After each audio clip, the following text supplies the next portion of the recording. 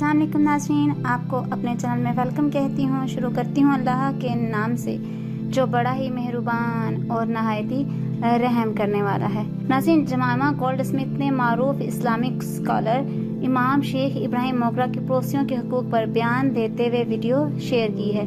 नाज़रीन, जमामा gold Smith का अपनी इस वीडियो के कैप्शन में बताना है कि बैनुल मज़ाहब पर काम करने के लिए एजाज़ याफ्ता इमाम शेख इब्राहिम मोगरा रमज़ान के इख्तिताम पर मुकामी चर्च में एक खुतबा दे रहे हैं। नाज़रीन, जमाइमा की जानिब से शेयर की गई इस वीडियो में शेख इब्राहिम मोगरा को पड़ोसियों की हिफाजत और इसकी अहमियत से मुतल्लिक बात करते हुए सुना जा सकता है। नाज़रीन, जमाइमा गोल्ड स्मिथ की जानिब से भी इस ट्वीट में पड़ोसियों के हुकूक पर हदीस मुबारक लिखी गई है कि नबी करीम सल्लल्लाहु अलैहि वसल्लम ने इरशाद फरमाया, वो हम में से नहीं है, यानी मुसलमान नहीं है जिसका पड़ोसी उसके हाथ और ज़ुबान से महफूज ना हो।